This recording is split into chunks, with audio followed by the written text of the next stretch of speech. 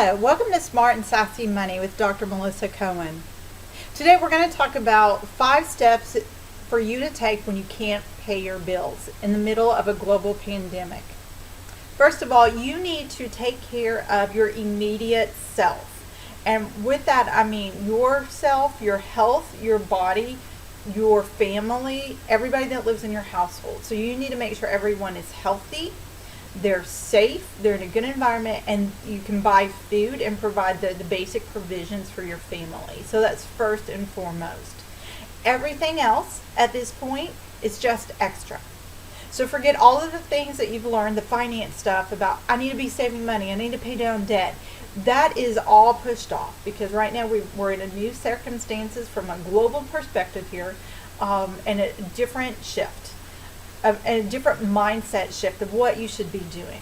Now, if you are fortunate enough where you haven't been affected from your job, I mean, maybe working from home, but financially you haven't been affected, you and your family, you're very fortunate. If you're on the other end of the scale where both, maybe parents or single parent has lost a job and you have virtually no income coming in except for unemployment, and we all know that we've read article and article, there's the unemployment systems by the states are overwhelmed. They haven't gotten paid for 6-8 weeks at this point. And it's hard for someone to say, well, they'll backdate it and you'll get all this money back. But it's stressful from a daily standpoint when you've got to pay your bills and you don't want your electricity turned off. You've got to buy food for your family and that sort of thing. So first of all, just remember that the mindset of what you should be doing financially for your family has changed, and it's in a different situation right now. So once you know that yourself and your body and everybody in your family are taken care of from that standpoint, the second thing you need to do is work on securing your home. Now that's whether you actually own a home or you're renting a home or place to live.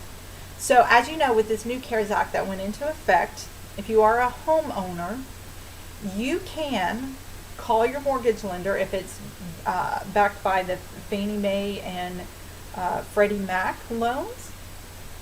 Then you can call and request for your mortgage lender to take your bills for up to, I've heard 6 months, and I've read 12 months, so I don't know exactly which one it is, 6 months or 12 months, and that they can move your payments to the back end of your loan. So for 6 months, right now, you don't have to make a payment.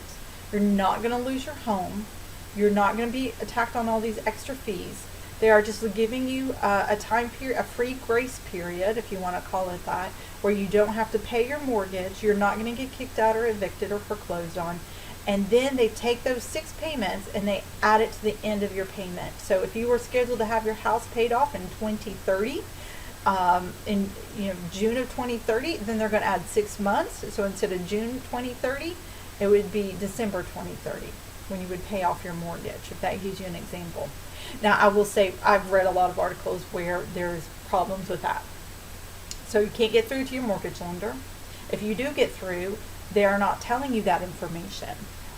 There's multiple reasons why. I won't go into those right now, but if they are telling you that and they're not giving you that option, then you need to tell them that you want that option, and you need to find somebody at that company that's going to make that happen, because that's federal law right now. You do need to call and you need to get that information and your loan adjusted so that those 6 payments go at the back end of your mortgage. So what do you do if you're a renter? So there are federal law right now saying that you cannot be evicted on your place of residence for up to 3 months if you cannot pay your bills because you've been affected by the coronavirus. Now, if you haven't been affected and you just decide not to pay, that's a different scenario. There are exceptions to this rule. With the rental situation, it doesn't give you a free pass saying you don't have to pay your bills for 3 months. It says that you don't have to pay your bills for 3 months, but then month 4, you're going to have to pay all the bills. So you got 3 months plus month 4. So what you need to do is, if you are receiving an unemployment and you've actually received the cash, if you can you need to call your landlord and make out some type of payment arrangement. So if you have some money now where you can make a partial payment, work out those terms now, because you don't want to get hit with a $4,000 back pay on month 4. So it just says at month 4, then they can start the eviction process. Third strategy here is to conserve cash. So as much money as you can save. So whether you have gotten your tax rebate, let's assume your tax refund for 2019. If you did, you want to conserve that and save as much as you can. If you got your stimulus check, you're going to save that money as much as you can as well. You are then going to, your unemployment, obviously you're going to be conserving as well. That leads us to the rest of your bills. So a lot of companies have already instituted some relief for consumers. So what you need to do is get out a piece of paper, write down all your bills and all the companies that you owe. Go to their website and find out if they're doing an across-the-board relief for their customers. If they're not, then you need to find out what they are offering and how you get that offer. So if you need to call them, you need to email them, you need to chat with them, however that communication goes, and that you need to actually have that note on your account so that you're not deemed late fees, your interest rates are frozen. So take note of what that is. If you need to call the company, make sure that you're diligent with them. Right now they're probably all overwhelmed with millions of people trying to call them and get discounts and temporary relief on their payments as well. So that includes utilities. That includes cell phone bills, internet access, water, sewer, gas, car loans, credit card companies, definitely car insurance companies. I know car insurance companies, mine particular with Allstate is offering you a 15% rebate for 2 months.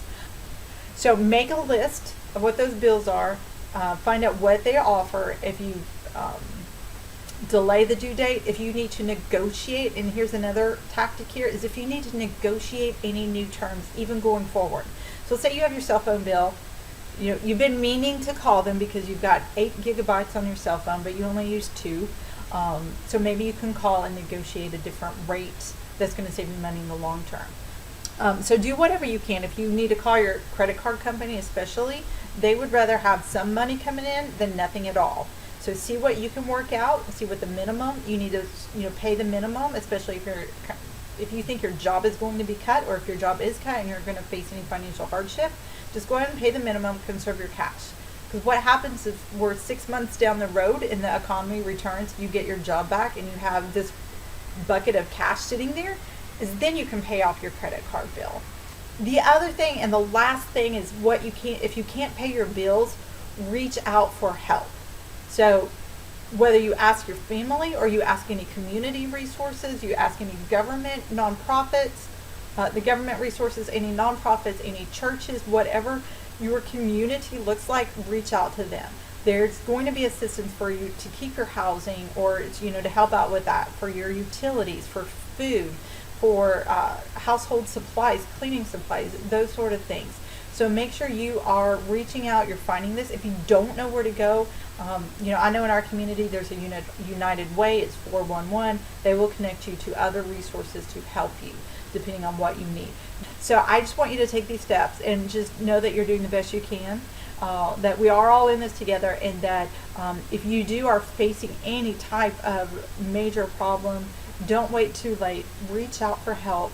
And if you are wanting any more personal finance information, please return to the Smart and Sassy Money. We're on YouTube. I'm on Facebook. I will try to help answer your questions the best I can and provide any information. And then hopefully in 6 months to a year from this, we're all going to be in a much happier place and a much more financially stable place. So thank you for joining me today. Have a great day.